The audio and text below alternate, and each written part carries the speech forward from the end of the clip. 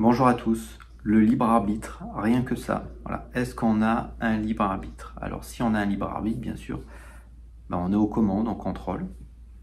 Et puis si on n'a pas de libre arbitre, eh bien on ne contrôle pas. Avant de commencer, on pourrait dire que personne ne vous demande de changer quoi que ce soit. Personne ne vous demande de faire évoluer des croyances. C'est juste une toute petite on va dire, observation, investigation qui va être proposée maintenant et qui concerne donc le libre arbitre. On a grandi avec cette idée-là. Et puis une phrase a été sortie de son contexte qui est « je pense, donc je suis ». Si on la décortique un petit peu, sans philosopher, c'est pas tout à fait vrai, parce que lorsque l'on est dans le sommeil profond, on ne pense pas. Et on ne disparaît pas pour autant, il me semble. Sinon, si on disparaîtrait, on n'aurait aucune certitude de se réveiller le lendemain. Donc déjà la pensée disparaît tous les soirs. L'identification en réalité à la pensée disparaît tous les soirs. Elle est naturelle. Elle est d'autant plus naturelle si vous voulez à un moment donné ne pas faire ou être des choses que vous ne voulez pas. Ainsi par exemple, on pourrait évoquer que certains d'entre nous souhaitent, Erika souhaite arrêter les gâteaux au chocolat. C'est décidé. Aujourd'hui elle n'en mange pas. Et pourtant, c'est la fin du repas et il y a cette pensée qui arrive toute seule et qui lui dit un petit gâteau, juste un petit gâteau au chocolat, t'en as acheté hier pour si juste un. Voilà. Et donc il y a cette émergence de cette pensée, elle ne l'a pas choisie, elle ne l'a pas décidée parce que elle, ce qu'elle veut, c'est arrêter de manger des gâteaux au chocolat. Et donc si elle arrive effectivement à laisser passer cette pensée, elle ne mangera pas de gâteau au chocolat, dans notre exemple.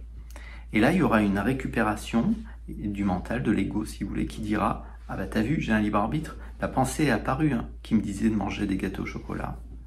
Et pourtant, je l'ai laissé passer. » Et c'est vrai, d'une certaine manière, plus on est présent, plus on est posé, et la première chose qui se présente, c'est le corps, plus on va s'autoriser à ressentir le corps, et plus effectivement on va pouvoir, à un moment donné, par une forme d'apaisement, on va dire laisser passer des pensées. Le problème, c'est que le lendemain, eh bien, Erika n'arrive pas, après le repas, à ne pas manger de gâteau au chocolat. C'était une réussite partielle, comme diraient certains. On pourrait aller un peu plus loin. Cette chaîne parle d'énéagramme, parfois. Et donc, l'énéagramme, eh bien, pointe la manière dont le mental fonctionne, voilà, avec des croyances qui sont associées. Eh bien, on a vu, on a aperçu, c'est dans la littérature de l'énéagramme, mais je l'ai expérimenté au cabinet, deux jumeaux, deux jumelles, monozygotes, le même œuf, qui ont grandi ensemble dans la même chambre, habillés de la même manière, ont deux énéatypes différents. La manière dont les émotions ont été vécues est différente pour l'une et pour l'autre. Voilà.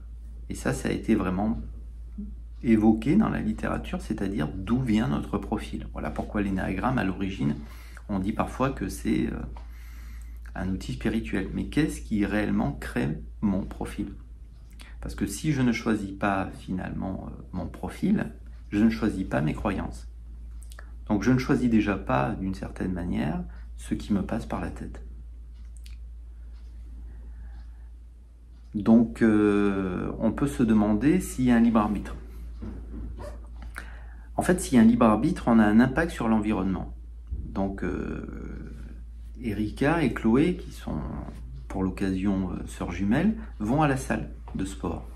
Et donc elles font 2 heures ensemble. Elles sont très proches. Elles font 2 heures de sport, de fitness par jour. Et au bout d'un an, eh bien, elles regardent le corps devant la glace. Et le corps, eh bien, est différent.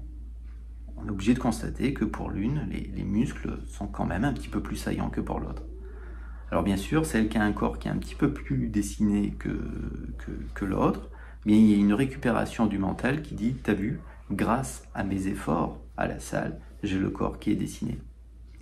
L'idée de libre arbitre, de contrôle. Le problème, c'est que sa sœur, elle, a fait les mêmes efforts, elles étaient ensemble, et pourtant le corps est moins dessiné. Donc, quand les choses se passent dans le sens que l'on veut, bien, il y a une récupération du mental, de l'ego si vous préférez, et ainsi on se dit, t'as vu, grâce à mes efforts, j'ai eu un impact sur mon environnement. Mais sa sœur a fait les mêmes efforts. Et eh bien, effectivement, les résultats sur l'environnement sont différents. Pourquoi on peut considérer que le corps fait partie de l'environnement? Parce que déjà, on ne le ressent pas tout le temps. Donc si je ne suis que le corps, je ne pourrais pas ne pas tout le temps le ressentir. Et puis, sans dévier sur un autre sujet, lorsqu'une personne, par exemple, souffre, et que vous la voyez souffrir, parfois on ressent cette souffrance. Une personne se fait mal devant nous, et dans un instant, c'est comme si on ressentait ce qu'on ressent aussi. Pour qu'il y ait un libre arbitre, il faut qu'il y ait une idée de séparation. Il faut une idée que les choses nous arrivent à nous personnellement. Si les choses m'arrivent à moi personnellement, alors il faut forcément que je modifie mon environnement. Ne serait-ce que pour me protéger. Ça fait partie, là encore, de l'ego qui fonctionne sur la survie. Alors, effectivement, si j'ai un libre arbitre, alors j'ai un impact sur mon environnement. Si j'en ai pas, je n'ai pas, personnellement, eh bien, d'impact sur mon environnement. Alors, rentrons de plein pied dans l'illusion du libre arbitre. Je vais avoir un impact sur l'environnement. Voilà. Il y avait une boîte de mouchoirs, elle a disparu. Donc, moi, voilà, c'est le principe, hein, moi, j'ai un impact sur mon environnement. Je suis au contrôle, je domine, parce que j'ai fait disparaître la boîte de mouchoirs. Je l'ai déplacée. Mais si vous regardez bien, la pensée qui me dit tu vas bouger la boîte de mouchoirs et la faire disparaître, eh bien, est-ce que je l'ai choisie ou pas? Ou est-ce qu'elle s'est imposée? Et pourquoi j'ai pas à la place fait bouger le coussin? Et pourquoi pas l'autre à la place? Il se passe quelque chose et on se dit c'est moi qui suis aux commandes. Mais où est le libre arbitre là-dedans? Est-ce qu'il y avait un libre arbitre dans le fait de bouger la boîte de mouchoirs plutôt que le coussin? Eh bien, si vous pensez que oui, il y a un libre arbitre, que c'est moi qui ai choisi de bouger, c'est moi qui ai décidé de m'identifier à la boîte de mouchoirs et de la bouger, si c'est ce que vous pensez, de bon cœur, gardez-le. Si vous pensez que cette pensée vous rend heureux, heureuse, vous met en paix, vous permet de vivre une complétude permanente, gardez cette pensée. Après, voilà, pour ceux d'entre nous qui sommes, on va dire, sur un chemin d'intériorisation, d'investigation, eh bien, on peut se demander si réellement j'ai choisi de m'identifier à cette pensée-là, qui dit boîte de mouchoirs, plutôt qu'à l'autre. On peut finir sur un exemple que je prends parfois, si vous voulez. Erika donc attend sa sœur jumelle, il fait beau, c'est l'été, et il y a une pensée qui arrive et qui lui dit j'aimerais bien manger une petite glace au chocolat. Ma sœur arrive dans une demi-heure, il fait beau. Donc l'image tombe. La pensée est chargée souvent d'images, et donc la pensée dit ben voilà, je vais manger une glace au chocolat. Sauf qu'elle se souvient de la vidéo d'Aurélien, elle se dit, il me casse les pieds avec son idée de libre arbitre, tu vas voir si j'ai pas de libre arbitre. Donc elle arrive devant le marchand de glace, et là elle se dit, je vais changer 28 fois de parfum dans ma tête. Voilà. En fait, je vais, avec mon regard, balayer tous les parfums du marchand de glace, et la 28e, la 29e, ça sera la glace que je prendrai. Et elle le fait, et elle tombe sur glace à la fraise. Et là elle se dit, t'as vu, j'ai un libre arbitre, hein.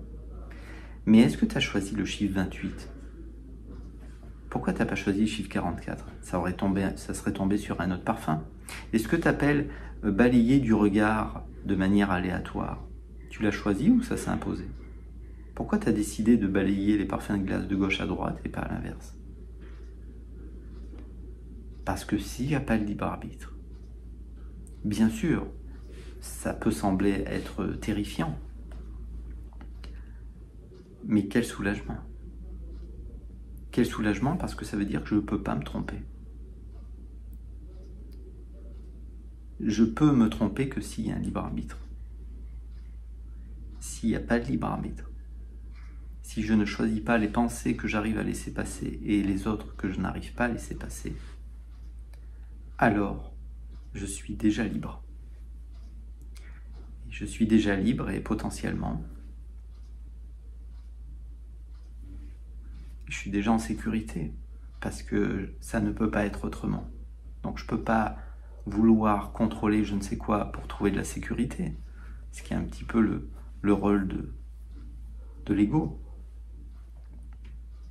Et encore, où est l'ego?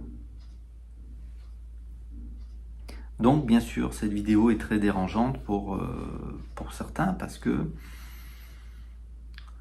bien oui, on n'a pas appris ça. Mais la réalisation, c'est aussi faire sauter des illusions. Lorsque les illusions sautent, c'est pas toujours agréable, c'est pas toujours confortable. C'est aussi pourquoi ces petites vidéos sont partagées. Une chose est sûre, les 9 profils énéagrammes pensent qu'ils ont un impact sur leur environnement d'une certaine manière, ou que l'environnement a un impact sur eux. Et tout ça est basé sur le fait que je suis aux commandes.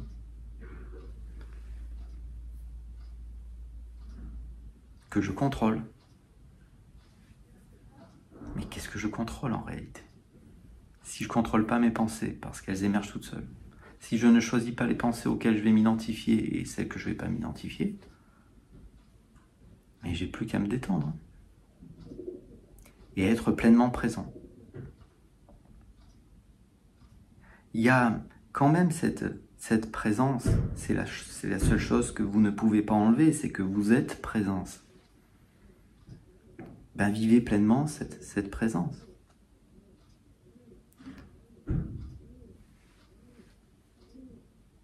Et donc les choses se font quand elles doivent se faire. Et c'est terrible parce que naturellement,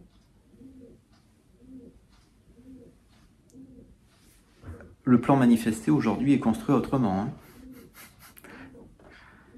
Il est basé sur l'idée qu'on est au contrôle et que les choses peuvent être autrement. Si vous enlevez ça, qu'est-ce qui reste? Mais il reste la paix, la joie, l'acceptation, la complétude. Tout devient vivant. Je ne peux plus me tromper. Quel soulagement. Je peux agir de manière spontanée. Je peux m'écouter. Je peux écouter des envies profondes. J'ai rien à imposer aux autres. J'ai rien à contrôler. J'ai rien à dominer. Game over. Voilà, c'est la fin de la souffrance, bien évidemment, pour reprendre une expression célèbre. Donc le savoir sur le papier, c'est une chose, après le vivre. Se rendre compte vraiment que parfois je le vis, et puis des fois je le vis un peu moins. Et donc après, cette qualité de présence va nous permettre de le vivre toujours davantage.